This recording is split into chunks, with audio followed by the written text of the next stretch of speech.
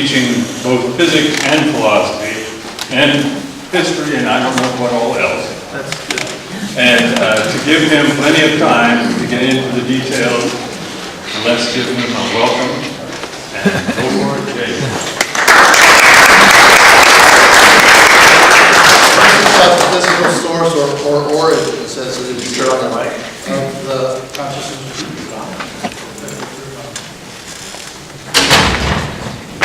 Okay, this is about the physical source or the origins of the consciousness revolution, which we are presently undergoing.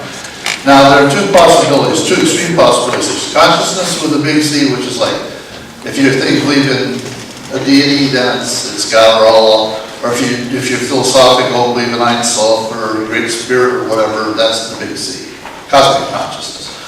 And then there's small c, which is individual consciousness, whether we have it and such. You have to look for a way. You basically, there's no information data about it. You don't, as a scientist, you don't know what to actually look for. And there's so many opinions right now, it's crazy. But I think that consciousness, whatever it is, must be physical at some level because it interacts with the physical world. So you can't just say it's totally non-physical. Now I separate between material and physical because matter is one thing. Matter is always physical, but there are things that are physical, not matter. Electric field, magnetic field, and so on. So when I say physical, I do not mean material. We do not need just the accumulation of more data and facts. What we need is a physical context, a theory, physical theory out of which consciousness emerges. In other words, we need a unified theory. Now, I go to the basics. I'm a realist, so I go to the basics. Now, according to our present state of science and knowledge, how do we learn? We gather knowledge.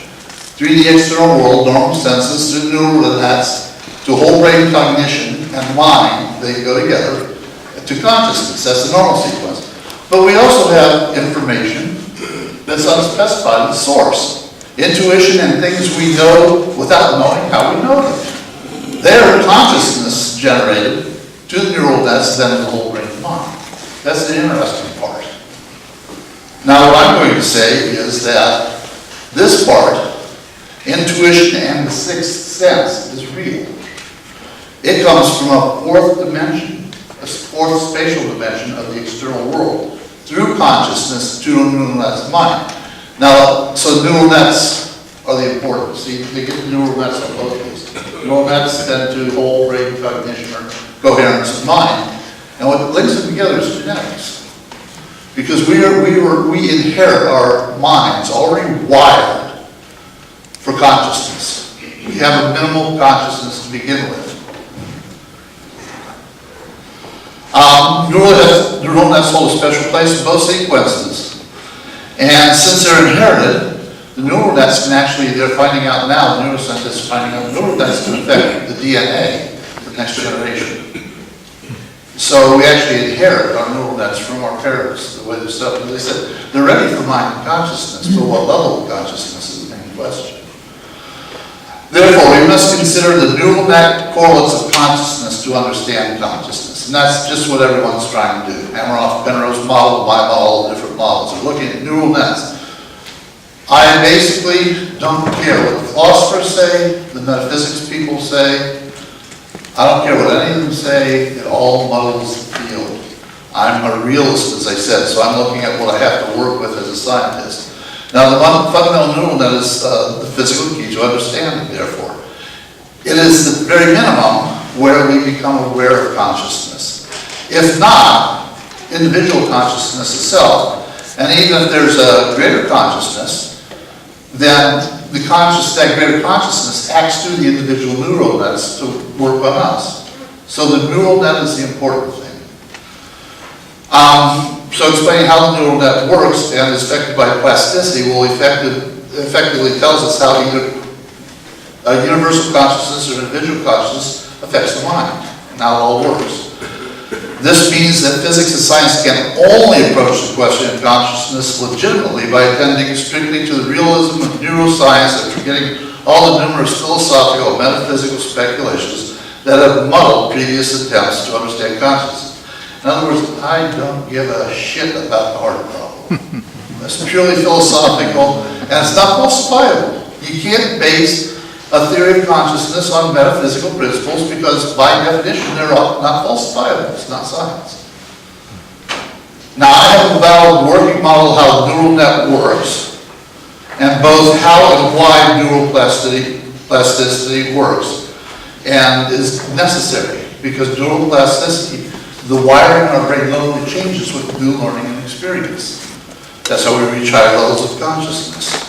Given this, I can now define life, or the biofield, mind, and consciousness in a physically consistent manner. Life, the biofield life force, is a complex 3D matter energy, the metric stress tensor, pattern of quantized space-time curvature. In other words, it's quantized general relativity, corresponding to any given body or organism. Mind is a complex, three-dimensional, electrical scale and potential pattern that corresponds to the body brain and operates both biochemically and physically through stable, recurring electron and ion exchange systems throughout the body. They think the brain is electrically operated. I'm just agreeing. That's what mind is, that electrical pattern. But it's not the brain, it's the whole body. We think it's in the brain because that's where we become aware of it, are in the brain, only in the brain. Heart has more neurons, and I guess now they discovered our gut has more neurons. But only up here we have the nets where we become aware of it. That's why we think it's up here. It's the whole body, probably extending slightly beyond it. So mind is almost like an unbelievably complex bioelectric circuit with no wires except the neurons that extends throughout the living organism that is interpreted physically as a single and eternally varying electric field. And consciousness, then, is the multi-level, complex, magnetic, fourth-dimensional point-by-point. The magnetic vector potential points in the fourth dimension of space, from points in 3D space, discrete points. Vector potential pattern corresponds to the electric pattern, but it is a higher order because it can build permanent structured levels and reinforce each other and give consciousness a permanence. If you know anything about magnetism, you have everything lines up in a domain. That domain is part of a bigger domain. That domain is part of a bigger domain, until you get the whole magnetic body as in an iron magnet. That's consciousness, that pattern. It starts with water molecules and other molecules in the brain. They're reinforced by higher level domains, other parts. So you get up right to the heart, and the gut, and the kidneys, and the brain, which each have their own magnetic field, then those domains add together to give you your whole magnetic field, which comes out there, goes in here, which falls right along the chakra line. So your heart chakra is where the heart's magnetic axis crosses the central axis of the whole body. And so on. Those are the chakras. Why magnetism? Because magnetism is special. It can direct flow of ions, electrical changes. In other words, it can direct mind. Magnetic fields are additive in a special way such that magnetism, unlike electricity, can form domains, interlocking levels of activity, and thus form stable structures, and the consciousness is very stable, while mind and consciousness have the same relationship as electricity and magnetism have to each other. So that's why I think magnetism. Everyone else in science seems to have forgotten Maxwell's fourth law. They talk about electricity and brain, electricity and brain, electricity and brain. Well, every electrical motion, every change in electrical field generates a corresponding magnetic field. Then the magnetic fields go together to make domains, which then direct the electric flow. Just like the North Pole, with the magnetic field lines of the Earth, bring in the ionized gas from the sun, dives in, gives us the aurora borealis. Same principle. General consciousness, big consciousness, these domain levels are additive and continue all the way through, including galaxies and more. So if you want to read the supreme consciousness, my consciousness adds to all the years, the collective consciousness, which adds to the magnetic field of the Earth, magnetic domains, magnetic field of the sun and solar system, up to the magnetic field of the galaxy, up to the magnetic field of the whole universe. So that could be the big consciousness they'll talk about. Now the important note, life, mind, and consciousness are not the overall varying magnetic matter energy, electric or magnetic fields, corresponding to whole living bodies or organisms, but rather the patterns, individual patterns, and they're all stable, but consciousness is most stable. With these definitions at hand, where can physics get facts and data to lead along the path to a theory and or more complete understanding of consciousness? Well, we turn to those who have directly experienced. And I only know two of those, and those are NDEers, and people who have been spiritually or mystically enlightened.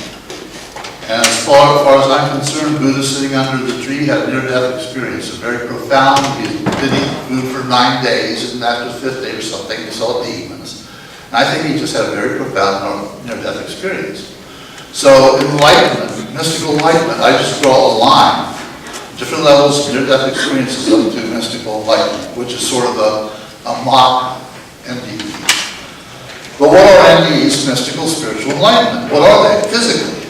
They are direct experiences of the fourth dimension of space that comes when sensory input from the 3D world is completely shut off, and the mind can only get sensory input from the sixth sense through consciousness, with this connection simultaneously to the whole universe. Because every point in three-dimensional, every discrete three-dimensional point is connected to every other point in three-dimensional space, because the fourth dimension is single polar. So every point comes from the top three-dimensional surface, twists around with a single pole, and comes back. At that single pole, every discrete point in the three-dimensional universe is connected to every other one. And I just explained entanglement, quantum entanglement. That's exactly what it is. What does this mean? The universe is not exactly what we normally sense or five senses. In other words, it's not two-dimensional. Our three-dimensional spaces and been a very real and active fourth dimensional space, and we, Homo sapiens, are evolving our consciousness to sense that. That's our next step in evolution. This leads to a whole new theory of the universe, single field theory, Einstein's unified field theory, which is this theory unifies everything that we presently know in physics, although it's not a toe. I do not believe in a toe. Theory of everything. This is more a theory of pretty much everything we already know. It's not a toe. I think we have to consciously evolve for at least another 1,000,000 years before we even think of having everything. This is the elephant in the room, right here. This is the unified field theory. This is a tensor. See, it absorbs quantum theory. There's Planck's constant. Planck's constant in five-dimensional space breaks down into another tensor, five-dimensional tensor, strong force because it's extended. Vector potentials, magnetic vector potential is extended, and so it's strong, and that's electromagnetism, 5D vector, and this is gravity, gravimagnetism, five-dimensional vector, this point. There's a hierarchy problem. Why is electromagnetism so much stronger? Because electromagnetism is extended in the fourth dimension, fourth direction in space, but gravity is just a point in the fourth dimension space. Then space is dualistic, all the way through space is dualistic. Extension, discrete point. Quantum discrete point makes up basically an absolute space, whereas extension is always relative. That's why everyone's having problems with unifying them. So then that breaks down to four-dimensional space-time vectors. For gravity, it's the symmetric and metric tensor, general relativity, non-symmetric, which gives us dark energy, and a constant, which gives us dark matter. We'll have to see the end call. Now this equation was derived from the antisymmetric tensor by none other than Schrödinger in 1945. Einstein stuck with this. Now Schrödinger showed that his antisymmetric tensor, which Einstein worked on in 1929, he made a little bit better, breaks down in three parts: metric, non-symmetric, and constant. Einstein was trying to get this for electromagnetism, and Schrödinger thought this was electromagnetism.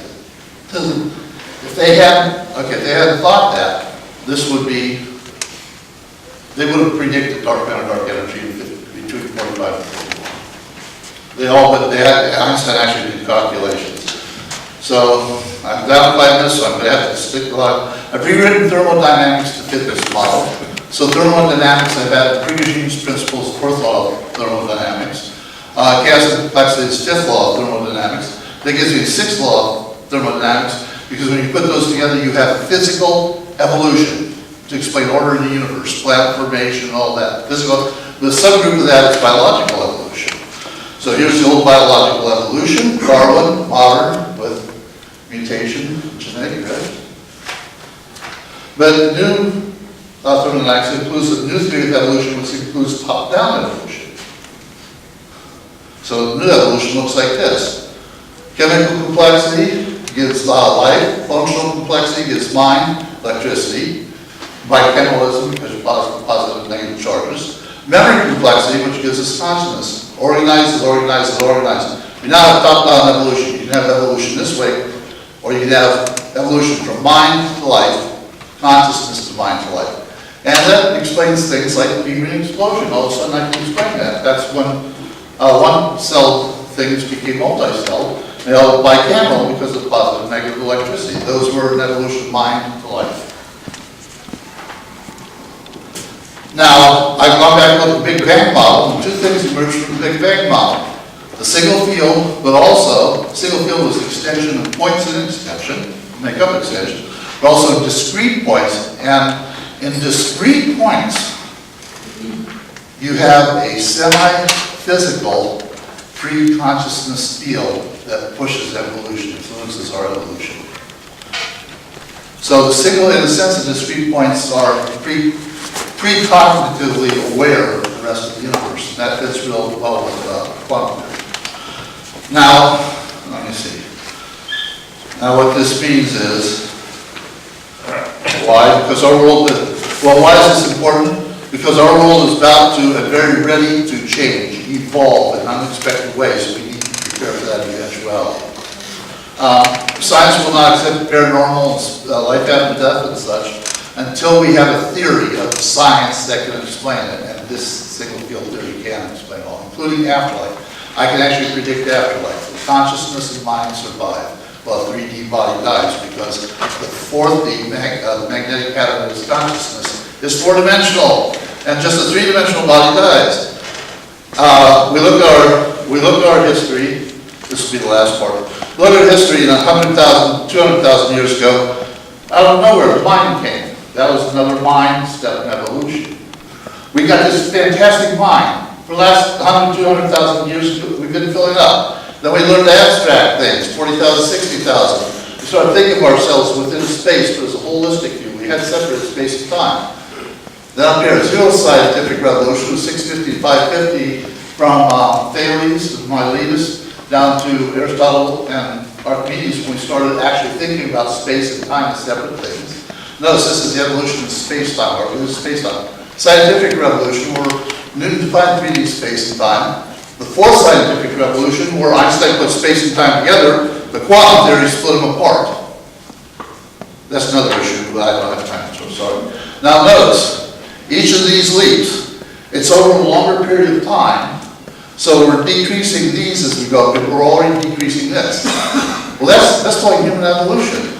Mind leap, scientific leap, and science and understanding space and time, biological evolution, they're coming together at the point. Along with technology, which is talking about what? Singularity. It's three-level singularity. What do you think the SSE is all about? We are that singularity, people. In 10 years, the rest of science is going to be following us. Now, by finishing Einstein's unified field theory, I am trying to start the revolution.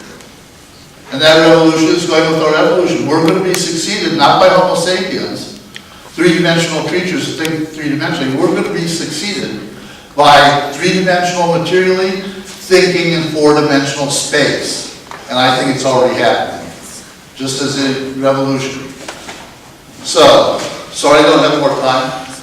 Okay, I have evidence of this, different types of circumstantial evidence to prove this point of view. Remember yesterday a couple people talked about evolution, how we're entering their spirit guides or whatever told them we're entering new. Yeah, I agree, pull it right there. Okay.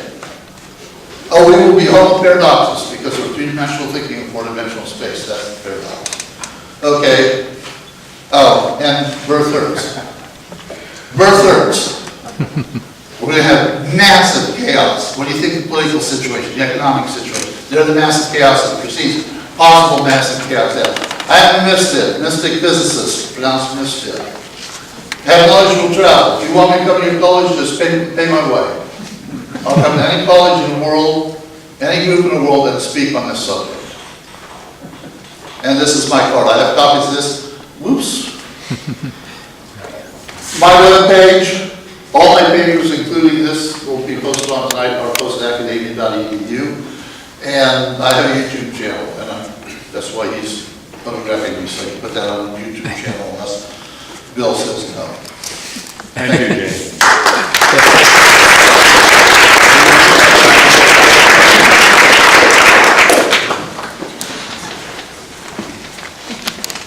Finishing Einstein's unified field theory is really easy. He was about that far away from it in 55 when he died. There was one slide where you kind of finished building up the extended magnetic model, and then the next slide you started talking about experiencing. And I'm wondering, what is experiencing a property of the magnetic field or a characteristic? Well, no, it's just the way we three-dimensionally interpret it in mind. Going to that second slide, that we're getting information from some other source that through our five senses. It has to be a sixth sense. But the sixth sense stuff comes from consciousness. Due to the neural net, where consciousness is realized, we're aware of consciousness, then back up the whole brain cognition, which is mind, a product of mind. Does that answer your question?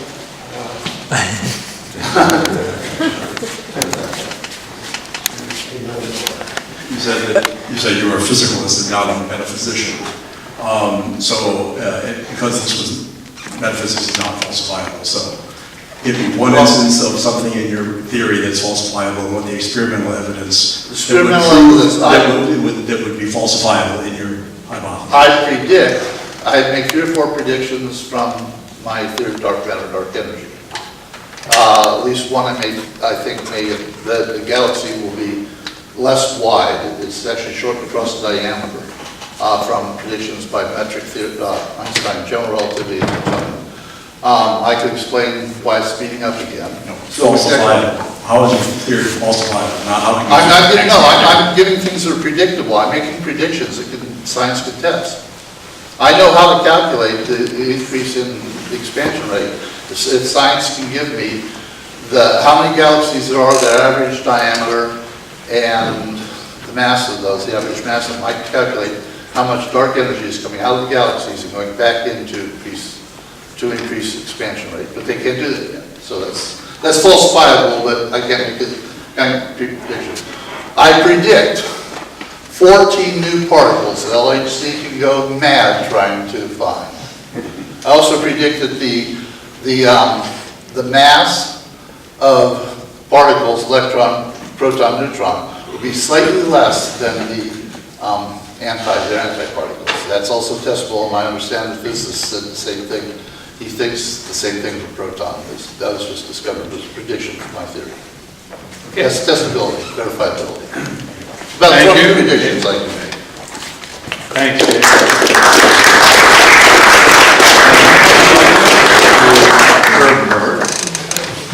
I've known Kurt for a long time because he's been part of the peer group